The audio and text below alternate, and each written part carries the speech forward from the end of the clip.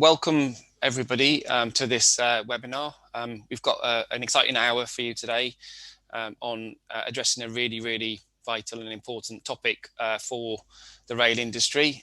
It's on rail decarbonisation, an update, and taking stock of where we are now and looking at towards the next step to meeting our decarbonisation targets and ambitions. So I'll be your chair for the day. My name is Dr. Stuart Hilmutson. I'm a reader in railway traction systems from the University of Birmingham. I've been there since 2006, doing all sorts of stuff on railway traction over the years, and it's my pleasure to host the session today. So I'll give a short introduction, and then the plan is for each of our panel members to give a 10-minute or so introduction to themselves and to their efforts they're making towards rail decarbonisation. And then towards the end of the session, we will have opportunity for question and answer, and hopefully we'll have quite an exciting discussion. So you can put your questions in the Q&A, and we'll look through them and address them to the panel at the end of the session. So hopefully you'll get a lot out of it, and I encourage you to do that and ask questions and pose comments and make observations and so on in that function. Yeah, so I'm delighted to be able to host this session today. It's a really important subject. The rail industry has always been a very efficient way of moving people around, and you know, it's very good at using energy effectively to do that, and always has been, partly because obviously moving things on a steel wheel and steel rail has got very low friction, and we run long trains that are really quite aerodynamic. So we already got an advantage. However, there are other modes which are creeping up on the heels of rail, and potentially could face a challenge in terms of how quickly they decarbonise. So the time is pressing on, and the rail industry needs to do this. We shouldn't underestimate the challenge that the rail industry is facing in order to get this done. It's enormous. Since rail started traction, it pretty much always involved burning something, either in a power station or on board the vehicle, and using that to release energy, which is harnessed by the clever traction machinery and allowed the train to move forward. So we've got to go completely away from that and imagine a future where all our trains are moving around at high speed and effectively and efficiently like they are now, but without any fossil fuels being involved in the energy conversion process whatsoever. So it's a massive challenge, exciting challenge, and once we've solved it, people in 100 or 200 years time will be very grateful for the hard work that we've put in. So it's very much about sustainability and making sure planet's future is fit for future generations. There's lots of happening in this area. So DfTs will eventually launch their traction transport decarbonisation plan. There's the traction network decarbonisation strategy from Network Rail and RIA's electrification plans. So there's a huge amount going on in this area that we need to reflect on, and perhaps that can be the focus of some of the discussion. So that's it for me for the introduction. I'd like to introduce our first speaker, Silke Elvery. She's the Rail Strategy Planning Manager from the Rail Delivery Group. So over to you, Silke, for your little introduction, and I'll just sit here quietly on mute while you take the floor. Thank you. Thank you, Stuart, for the introduction. And can I just say I'm really excited to be here. So as Stuart said, I work for Rail Delivery Group, where I'm responsible for long-term planning and topics. So obviously decarbonisation is a key focus of that, and it's also a keen interest of mine. I believe now's the time to act, and we have to get going with decarbonisation if we want to continue to live on this planet, but also if you want to stay relevant as a mode. So being the first speaker, I thought it would be good to have a very quick recap of where we are and how we got here before I share some of my thoughts on decarbonisation. So I'll try and keep within my 10 minutes. So in July 2019, the government legally committed to decarbonising the UK economy by 2050. And the rail industry, in response, set up a rail industry decarbonisation task force that produced some recommendations and outcomes. And basically, they said it was feasible to achieve that by 2050. Network Rail then developed, as you already said, Stuart, the Traction Decarbonisation Network Strategy, or TDNS. Forgive me for abbreviating that, it's a mouthful. And that looked at sort of how to decarbonise the whole rail network. The TDNS recommended that overhead electrification with a combination of battery and hydrogen trains could be most effectively used instead of diesel trains. It did say that on the majority of routes, electrification is the most economically viable solution. But as I said, there is a role for other solutions too. So it's important to know that the TDNS didn't provide any detailed timelines, programs, or implementation priorities. That will be for the Great British Railways Guiding Mind body to decide in its 30-year whole industry strategic plan. But I'm going to say a little bit more about that in a minute. So since all of that happened, coronavirus has really shifted our reality. Travel patterns have changed significantly, and trends such as flexible and remote working have increased rapidly. Some people say we fast forwarded by several decades with that. But throughout the pandemic, the government has reinforced its ambition for green recovery. And linked to this, you mentioned the Transport Decarbonisation Plan. It will come out sometime this year. Some people said even before the recess, so we might see it sometime this week, who knows? Big secret. So that will provide a roadmap not only for rail, but also for other transport modes we use. And now, as we're about to come out of the nation's third lockdown and people return from home-based office working to a place of office somewhere, there's a real danger of a car-led recovery.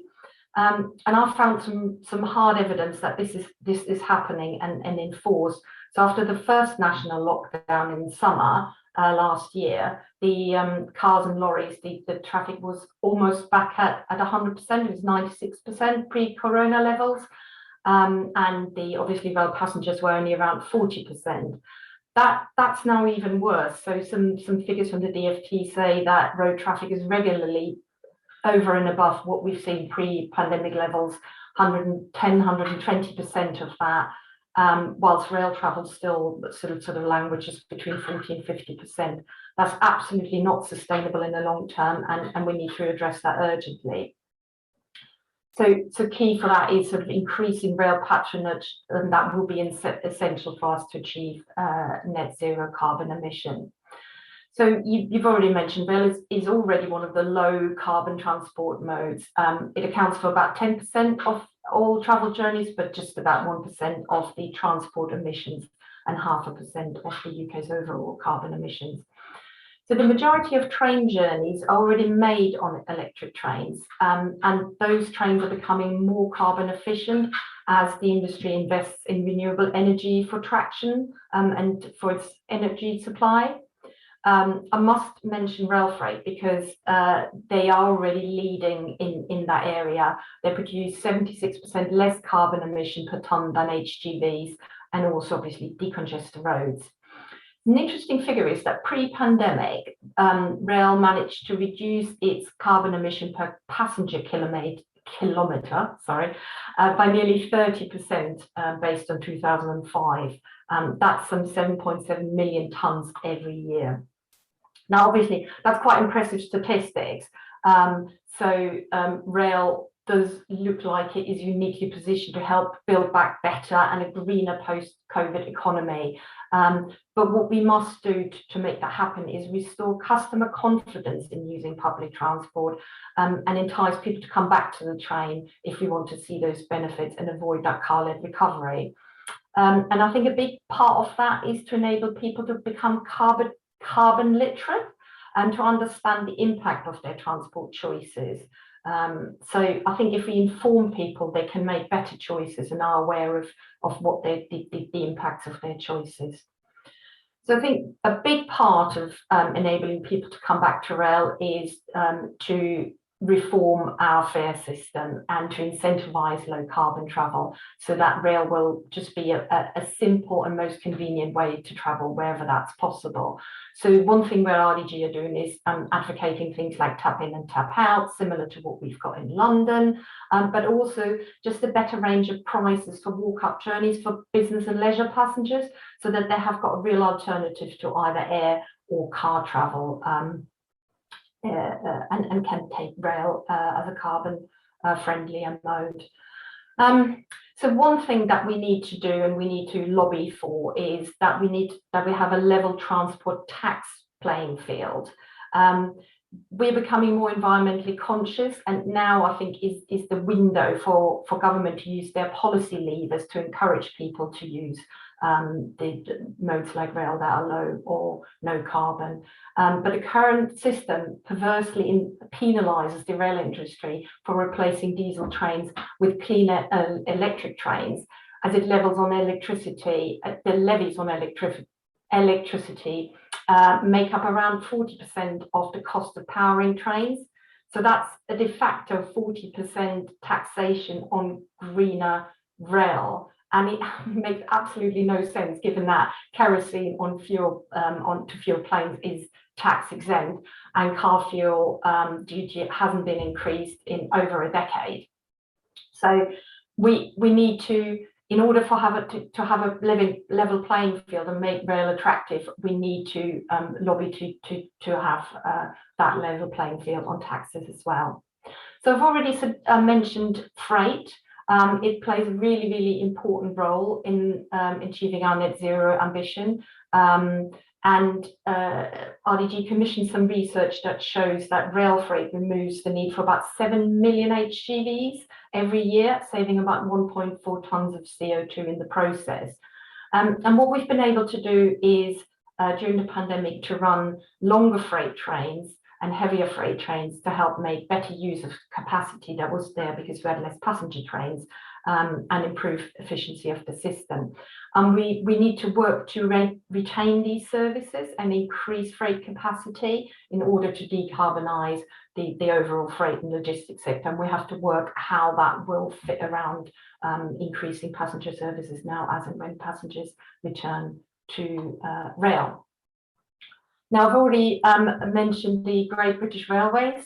You will be aware that the sort of biggest thing that happened in rail in decades is the Williams-Chapp's white paper, or the Plan for Rail. And it sets out this guide in mind, Great British Railways. It will bring track and train together with the customer at the heart of all of its decision, which is obviously great news to have that unification and have a much clearer accountability. A big part of what Great British Railways will do is develop a 30-year whole industry strategic plan, and that also will encompass decarbonisation. So it will be combined into that. So luckily, the Plan for Rail recognises the fundamental role that the railway needs to play in a sort of cleaner, more carbon neutral transport system.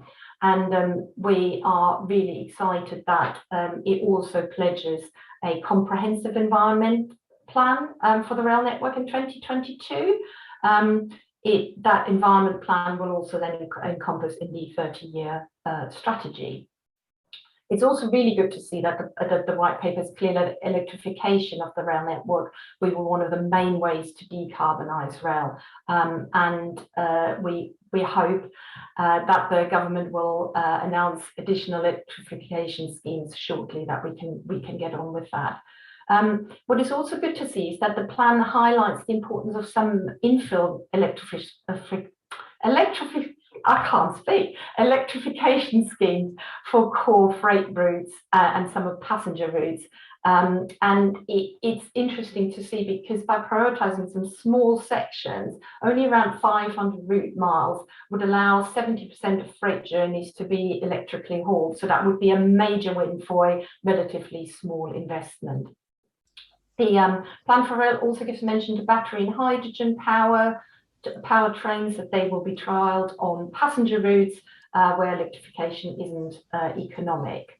But being a white paper, it is unsurprising that it's very high level and details are not included. So they won't be developed until next year by, as I said, Great British Railways as part of the 30-year strategy. But that plan will be absolutely vital. It will provide a confidence to the private sector to invest in research and development and to bring forward sort of those innovative initiatives to ensure that decarbonisation projects are delivered in a cost and time efficient way. So to wrap up, attracting people back to rail and enhancing green connectivity is essential if we are to meet the government's legal commitment to reaching net zero carbon by 2050. We need progressive and decisive action now to deliver those that on the green connectivity for the country, and also to avoid that car-led recovery, which for a lot of us is just unacceptable. And it's also irreconcilable with our legal commitment to reach net zero carbon. We know that a fully decarbonised rail system, including a high-speed network, can help deliver modal shift, give long-distance car and air travel as a better option, whilst allowing for decongestion by getting more freight off our roads. And to finish off, I've got some really exciting news. I think they're exciting. I hope you agree with me.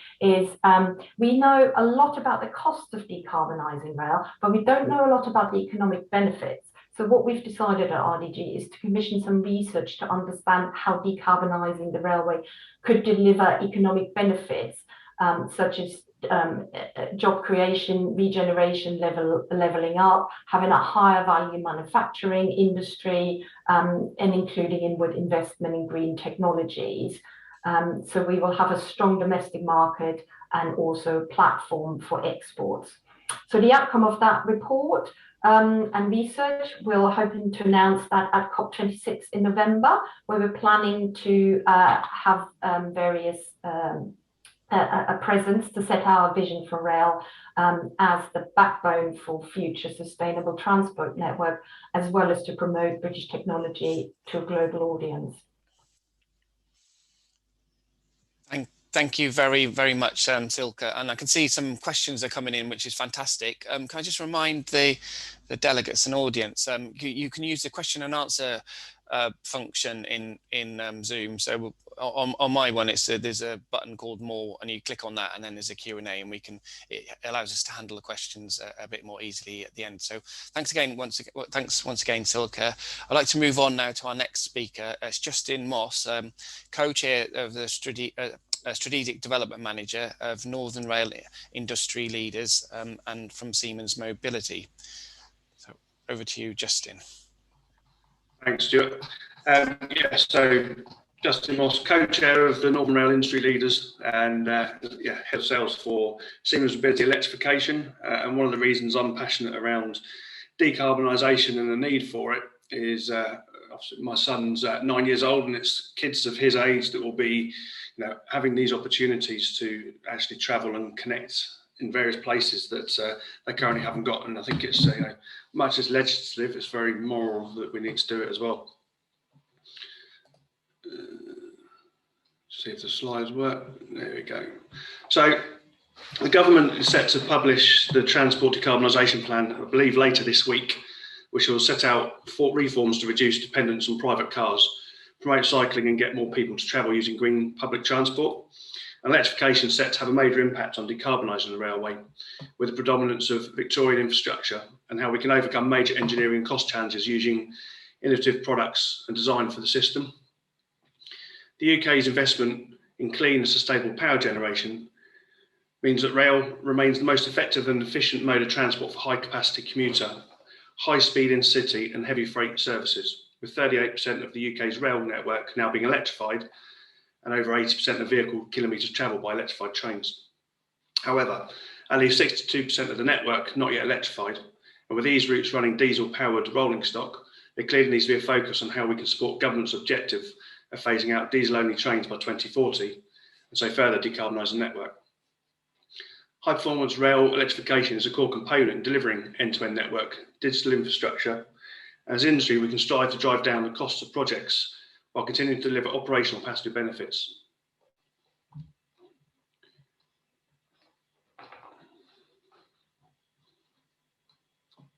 Slides don't seem to be moving, but there you go. Oh, I've got it. At the moment, I believe the UK is in danger of missing the climate targets if we don't speed up the introduction of these electrification self-powered trains. With an optimum design, when we're assessing new schemes, it's important that we consider the full range of options on the basis of a robust whole system. Whole life assessment, ensuring the right balance is struck between long life infrastructure investment and complex rolling stock to deliver the best possible economic and environmental benefits. Using air insulated UK built switchgear, static frequency converters, lightweight solutions and overhead line, and solutions such as surge arresters, they all contribute to an efficient traction decarbonisation programme. However, as an innovative company, we're always seeking to continue with optimum solutions, and these can only be realised with a steady long-term procurement programme. The integrated strategy and technology for controlling and powering trains in the future would be better identified early in programmes in order to be able to model passenger flow, train location, power loading and efficient infrastructure placement. The railway should be considered as a system end-to-end rather than a separate discrete disciplines. This will deliver the most cost-effective and efficient system. Procuring each discipline separately risks an over-specified system as each party seeks to ensure its parts deliver the required remit. Trade-offs between different disciplines become challenging and often gold-plated system is delivered.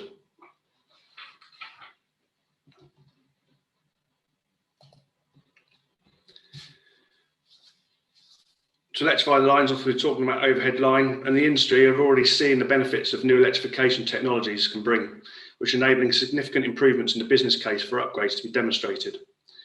An example is the development of new lightweight catenary systems, which is enabling sufficient cost and carbon savings to be made across the life of a project, with longer span lengths between structures and fewer components needed, as well as less concrete and fewer site deliveries. The overall electrification project cost is greatly reduced. Together with carbon savings that it delivers, technology like this bring real opportunities to accelerate the electrification of more of the network. Electrification is clearly not the only answer to meet the government's net zero challenge. Every part of the industry has an important role to play in bringing forward new technologies and new approaches to drive efficiencies and reduce emissions, whether that be through lighter weight vehicles or hydrogen powered trains. Electrification, though, is recognised as a crucial element to the jigsaw, and as such, the industry needs to continue to work closely and collaboratively across the supply chain to drive down costs and deliver improved performance benefits for operators and passengers, as required regardless of train technologies.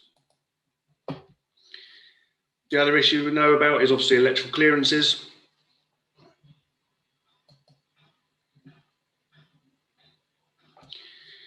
The issue that has arisen when negotiating these structures has been the need to provide sufficient electrical clearance.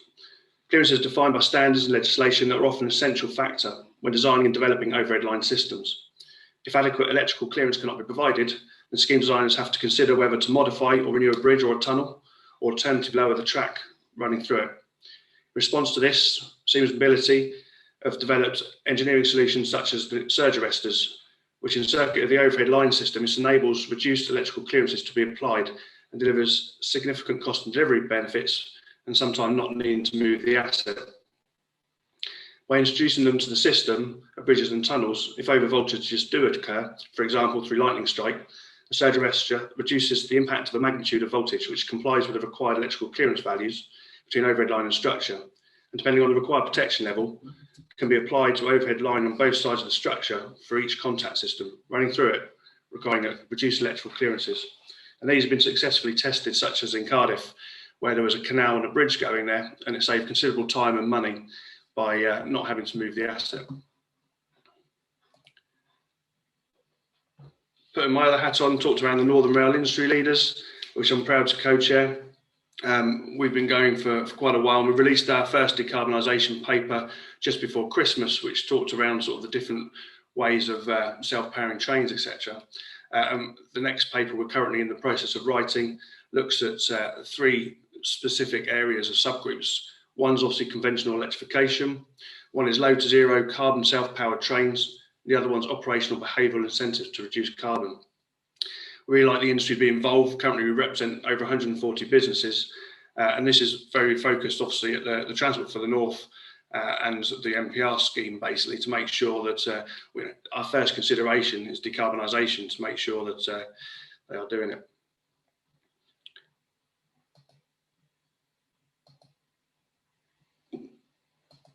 Right, and then the last one, obviously the main question we had was, what's the next steps to meeting decarbonisation? And we really feel the commitment from the government, rather than well-meaning words, as an industry, because the industry is ready to deliver. A report in the Times today by Siemens Mobility identified that the UK net zero targets are under threat, and there's a clear focus on decarbonising the railway as a full system. Based on the current delivery, I think this year we've delivered as an industry about 200 track kilometres, but we need around 450 track kilometres per annum to meet 2050. So at the moment, based on current trajectory, we're not going to deliver before 2060. But we also need an immediate introduction of self-powered and hybrid trains with appropriate green hydrogen infrastructure required to complement the electrification. And this isn't a choice of either or putting our head in the sand and hoping for ready for deliver. There's only 19 years left to deliver or take off the dirty diesel trains off the network. So again, to achieve the legislative targets, we need long-term commitment across the parties, which is agreeing to a rolling electrification programme, delivering a minimum of 450 track kilometres per year. And we also need the immediate introduction of self-powered and hybrid trains with appropriate green infrastructure and hydrogen ASAP. And that brings me to the end of my slides. So if anyone wants to get in touch, please do. Thank you very much, Justin. And now, and I can see there's lots of questions coming through as well, which is great. So we'll tackle them at the end of the session. The next speaker is Sam Longman, Head of Corporate Environment from Transport for London. So the floor is yours, Sam. Thank you very much, everyone. Very pleased to be here. I do have some slides as well, which I'll attempt to put up on the screen. I'll start by kind of talking about London and TfL. We are a bit different, I think, in that we are obviously an urban area. Most of our rail network, well, all of our trains are electric already, other than some of our maintenance stock. But also, it's useful to remember that we're many things. So we're a strategic transport authority. We also operate public transport.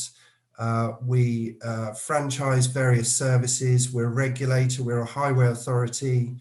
We're also a commercial developer. Huge amount of land, and we're building housing on it and offices.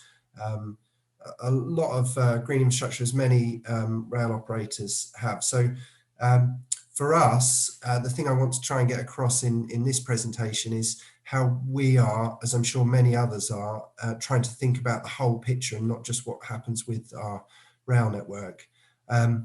We are the biggest user of electricity in London, as you'd expect, 1.5 terawatt hours per year, and a huge private power network as well, and we're trying to leverage that to realise wider benefits, as I'll come on to. So I've essentially covered a lot of that already, and we decarbonisation and the green agenda is now right at the top of everything that we do, and is a core part of our pitch to government in our financial sustainability plan. So whilst we have a lot of advantages in that we're dense, so there's lots of opportunities for walking and cycling, and as I say, we've already got fully electric services. We've also got a lot of challenges in that 70% of our revenue comes from fares, and there's limited space in London to do things. So in one hand we've got it easy, on the other hand we've also got particular challenges. So as was mentioned by Silke, we've really been devastated because of the amount of we rely on fares in the massive drop in patronage that we saw. And what we're trying to do, just as has already been said, is avoid that car-led recovery. And that's the important thing to know, is it isn't just about trains on their own, it's about the whole system and making the city attractive for walking and cycling. That's a core part of using public transport, is that connectivity and making sustainable transport the first choice. And that's why in the Mayor's Transport Strategy, we've got a target for 80% of trips, and there's nearly 10 million trips per day in London to be done by walking, cycling or public transport. When TfL was first established in 2000, we were at about 52% of trips by sustainable modes. We're now up to around 64, and there's a real risk that we'll see a slide backwards.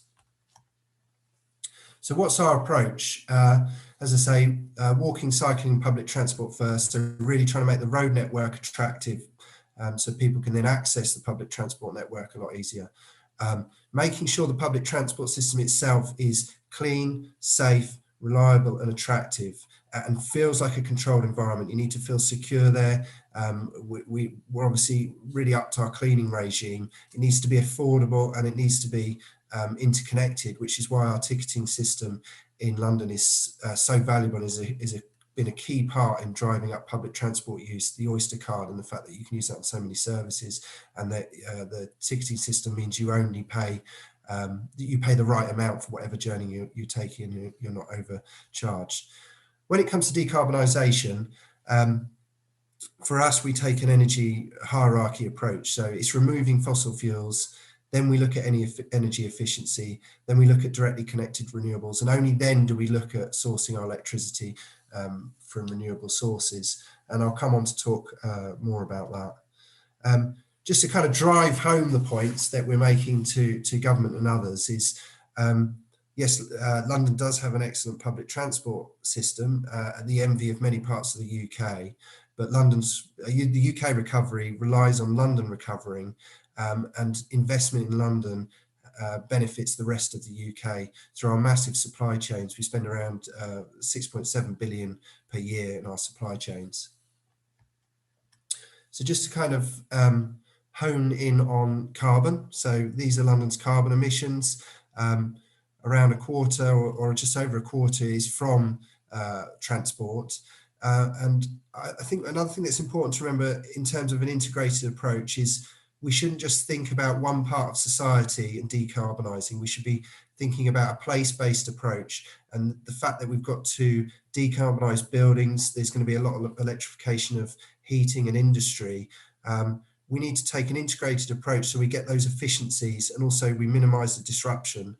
You don't want to keep digging up the road network to put in new power provision, for example. So we're really trying to encourage the government to take that integrated approach. Now, looking at our influence on carbon, as I say, because we're a strategic transport authority, we think about private vehicle use, which is actually, as you would expect, the bulk of carbon emissions in London, 5 million tonnes a year. Most of that is cars and vans. In terms of our own operational emissions, 1 million tonnes, 45% of that is traction electricity. We have a plan that has been approved by our finance committee and TfL board to switch to fully renewables by 2030 using power purchasing agreements, and we are going out to tender this year for the first 20% of our electricity. The other massive bulk is buses, and we are rapidly switching the buses to electric. We've got our buses are twice, we've got twice as many buses as the rest of the UK, around 9,300. By the end of the year, we'll have about 800 will be fully electric, and we want to get them 100% to electric by 2030 if we can find a way to finance it. But that's obviously going to add another massive load of electricity demand. So we're looking at that too. How can we switch that to renewables? Because having a huge amount of demand gives you some real power purchasing in the market, and we want to leverage that. Then there's fleet in our buildings as well, and that's important to remember. It's not just about traction electricity. We've got a lot of operational buildings, and we really need to think about how we can decarbonise those too. We're really starting to think about scope 3 or embedded capital infrastructure carbon, whatever you want to call it, for those upstream emissions, and we've done some early work to start to quantify that. It's about twice our operational emissions, most of it construction, as you'd imagine. A lot of it through our purchased goods and services, because we have so many contracted services, they also have carbon emissions as well. So we're working with Network Rail and others to look at what we can do around potentially using science-based targets and driving our supply chains harder to reduce carbon there. So we're really early days there, but very exciting and really important that we think about everything that we can do to influence decarbonisation. And finally, I'll just end on this slide to kind of talk about what I think zero carbon London is. For me, it's not just a technical point about switching, our electricity supply to renewables. It's about what kind of future that unlocks for people. It's a healthy future. It's a more resilient future. So it's about greening London. It's about using sustainable resources. You get better air quality as a result of it. You have more opportunity to make London and communities more resilient and adapt. And I think this is a really important point to make. You think about the whole system and you think about all the positives you get from decarbonisation. It's not just a technical question about how we source our energy. And then this is our corporate environment plan, which will be coming out in September. So this is the framework here. And the important point internally that I focus on is the bar at the bottom there around making it happen. That it needs to be a core part of our culture, because we've got so many problems that we need to solve and so many areas that we need to mature on. And this is why events like this are so brilliant, because we need to learn from each other. We need to get better at designing out carbon within our construction activities, how we can best manage and drive our suppliers, how we can reduce waste, because that will also have a carbon impact as well, how we can make the case for green infrastructure. These are all very new areas that we all need to get good at, and we need to take a consistent approach so it becomes easy and it becomes part of our day-to-day decision making.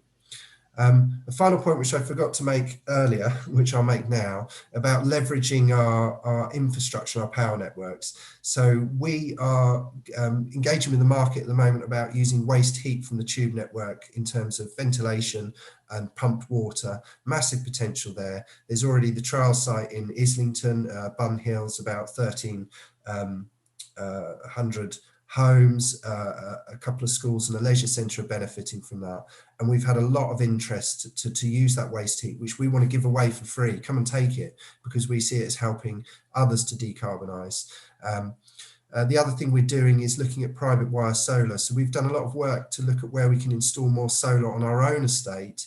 And the reality is there's limited opportunities because of the engineering and safety and access challenges. We're talking about an operational railway.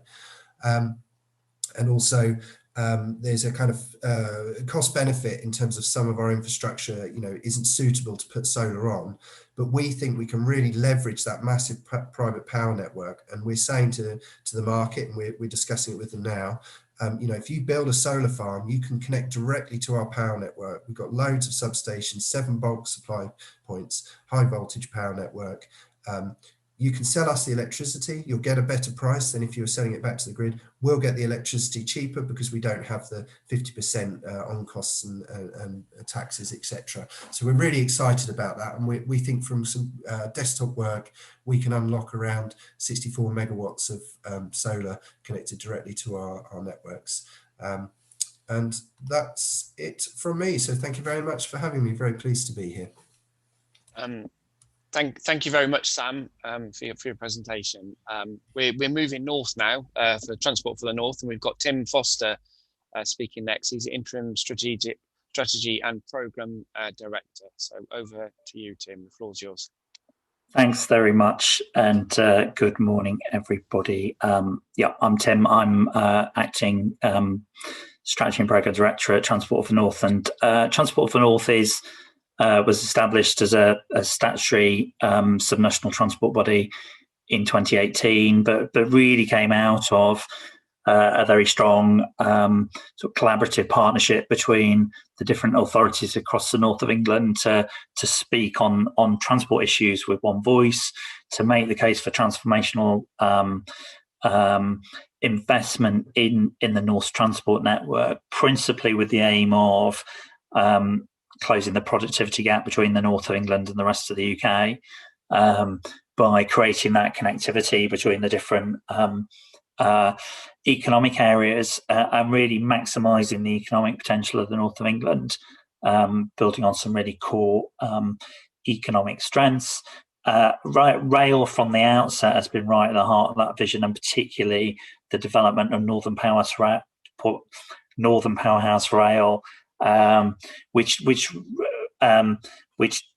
as a scheme complements HS2 by providing the east-west fast frequent connectivity between the city regions of the north of England, and that's a scheme that has really moved on enormously in the last few years from being a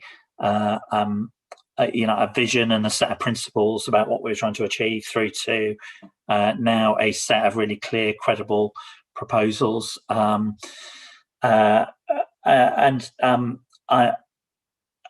don't want to sort too much try and repeat things that other people have said, to give us, not least to give us time to have a bit of a discussion at the end, but also because, as a lot of people have said, we're now really at a pivotal time where both on decarbonisation more generally and in rail in particular, I think a lot has been said and a lot of commitments have been made, and we're now at a point where we just need to understand, principally through the integrated rail plan, the DFT decarbonisation plan, and the creation of Great British Rail, exactly how all this is going to come together. I'm going to come back and make a few sort of extra points around rail, I think, building on what others have said, but it's a really good time to be talking, and a really exciting time for us. We completed at the start of the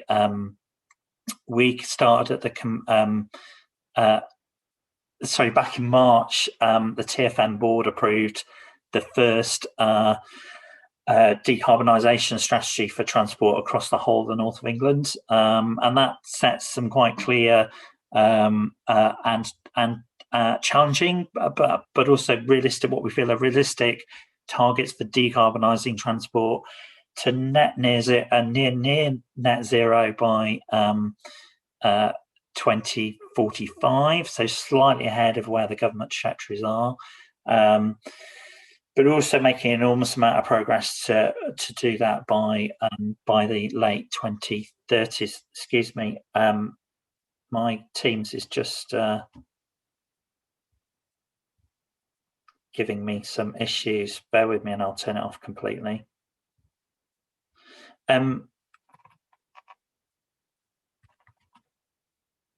So our decarbonisation strategy is out for consultation. It's available on the TfN website. I couldn't go through this without plugging it. It's a really thorough, high quality piece of work of which we are enormously proud.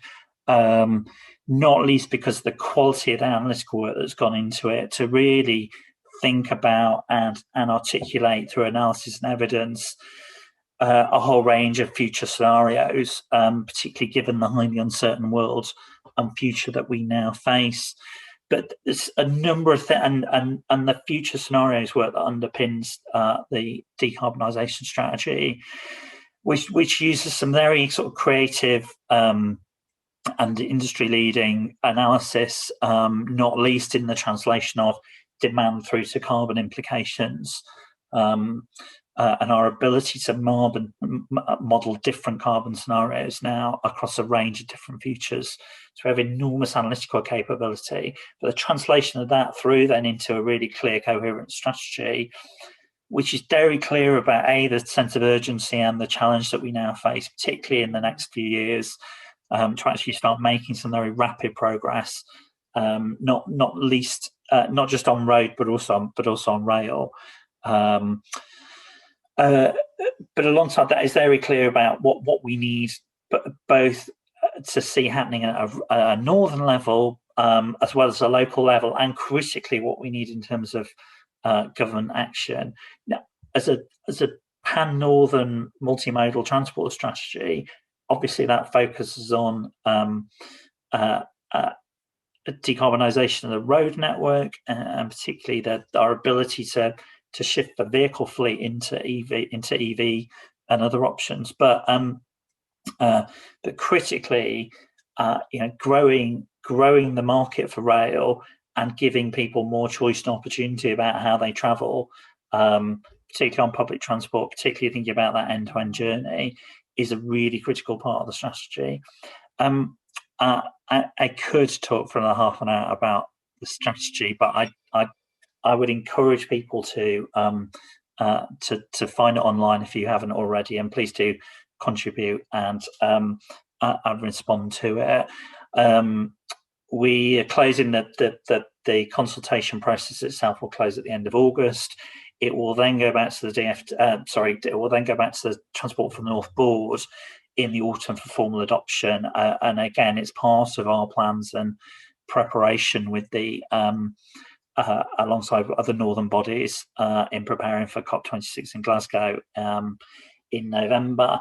I think a couple of things I would just draw out of the strategy, going back to what was said earlier about the need to create a place-based approach to thinking about decarbonisation. So as much of our strategy is about not just what needs to happen within the transport network and within the industry, but also how that fits and aligns with what needs to happen in other sectors, and in particular how places themselves are able to deal with and how they are supported by both regional and national bodies to tackle decarbonisation at a local and place-based level. And that's such an important part of this conversation.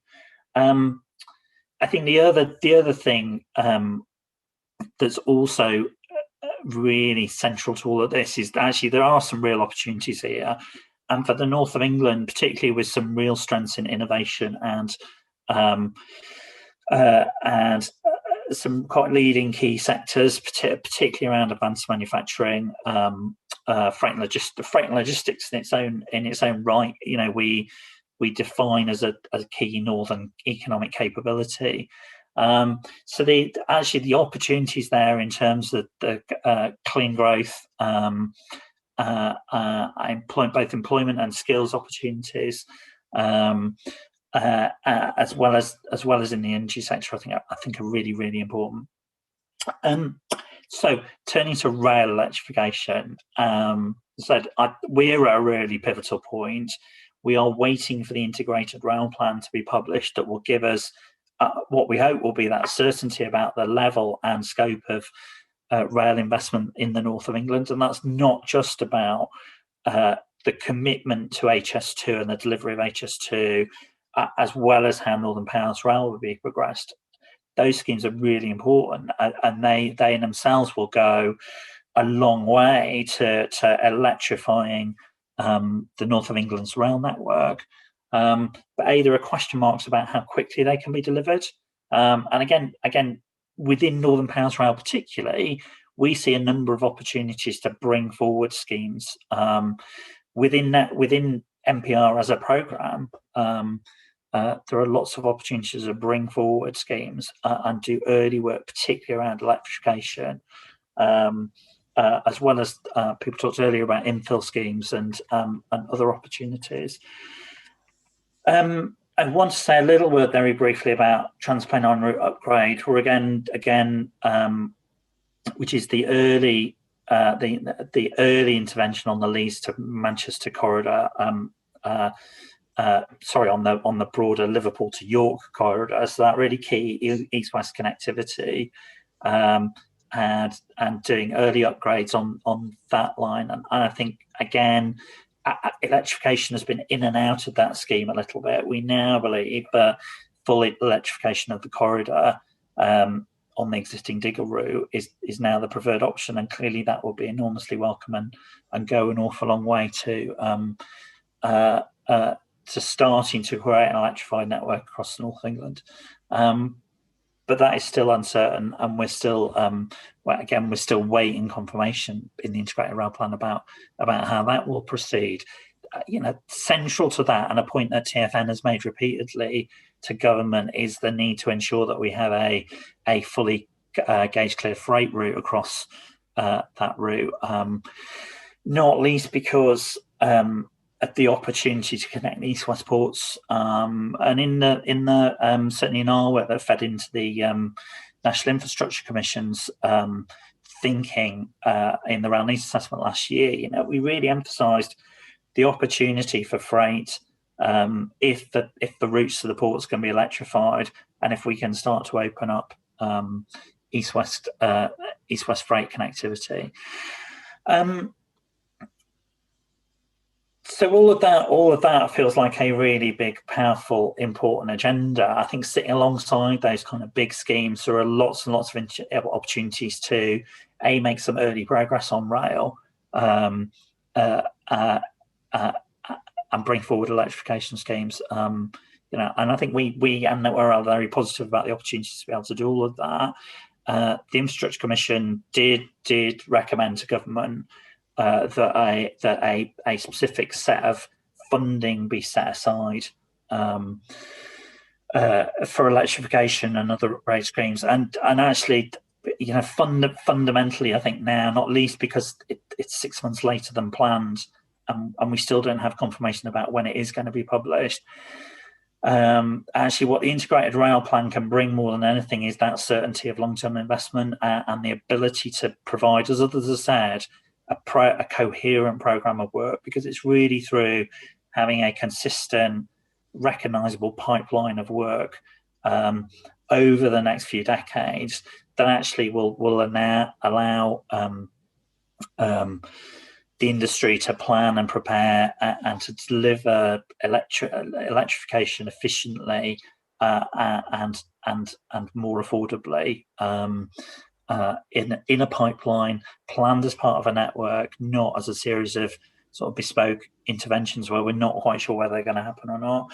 And it's a theme I come back to frequently in lots of conversations around transport. Is actually it's that certainty of opportunity that will really make a difference, and why the integrated rail plan is so important.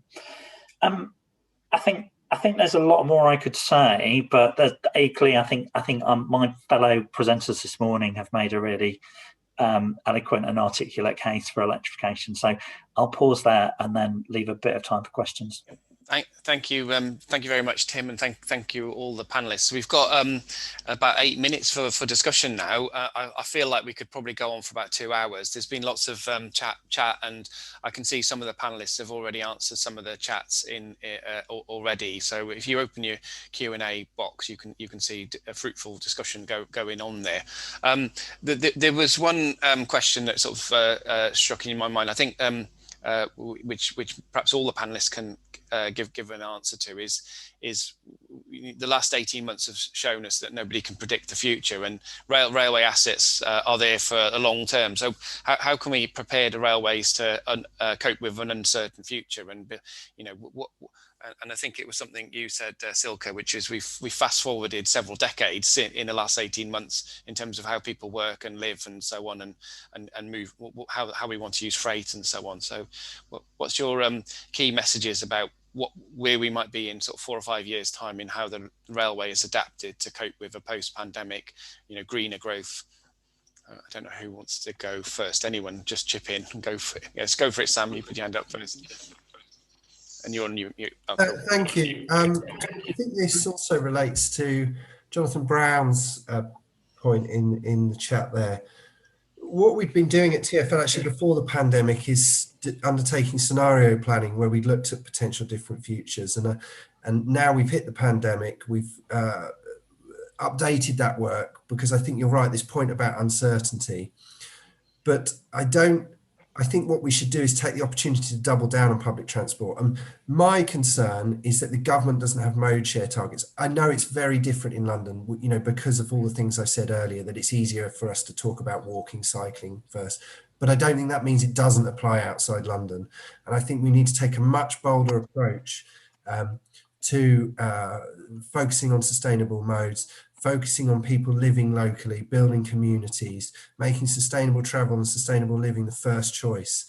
My concern with the transport decarbonisation plan is that it doesn't look at all of the carbon impacts. It doesn't look at the embedded carbon, for example, and there's a lot of road building involved in that.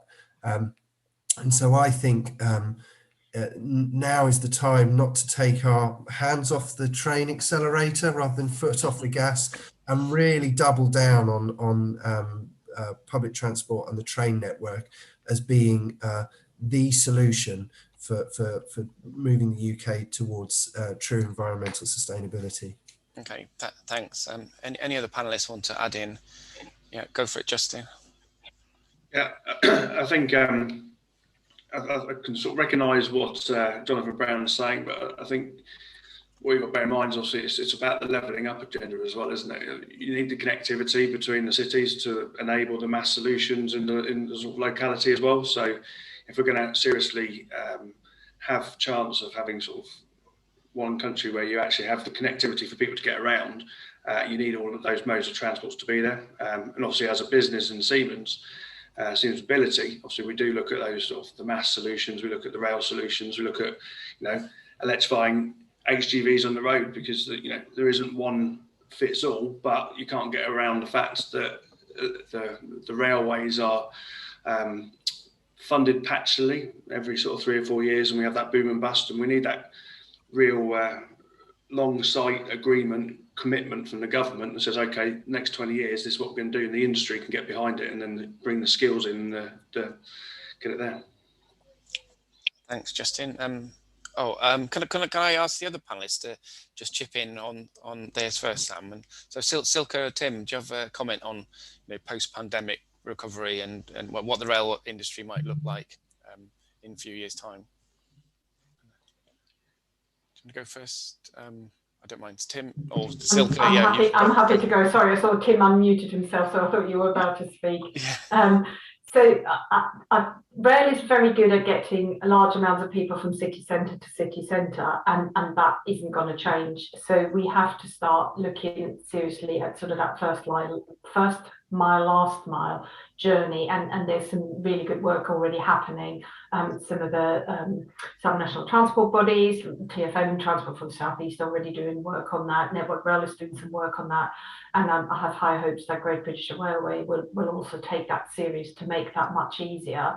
But there's some quick, maybe not easy, but some quick interim things. I've already mentioned it. So transport tax it's straightforward to sort out, and just make rail more attractive, and that will give people a better incentive to use rail. Same with fares. They're what now 30 years old, that whole legislation. It's no longer fit for purpose. It's no longer fit for using a digital world. And again, that can be sorted. It's not impossible. And that again will make it much easier and more economically viable for people to use that. So if we sort that out, I think rail is a fantastic mode for the future, because it is one of the few modes that can be completely decarbonised. At the moment, we can't do that with air. Maybe that we will in the future, but at the moment, rail can do that. And other countries have done it, like France. So I think we've got a good chance if we take the opportunities that we've got now. And I'd agree with all of that. And you know, in a northern context, it's not very long ago that we went through an extensive period where the infrastructure in the north of England just couldn't cope with the services and the level of demands that we were running on the network. And you know, there's clearly we're now going to face a fairly uncertain period of time as we start to emerge from and recover from the pandemic. But it is really, really hard to see a world in which, it may be a year, it may be 2 years, it may be 3, but at some point we are going to get back to the point quite quickly where actually we cannot run the services that we want to run. We cannot, people cannot get on trains and use things. It's really hard to see a world in which actually, for all the reasons that have been set out, that rail doesn't continue to be the best way of getting large numbers of people between urban centres.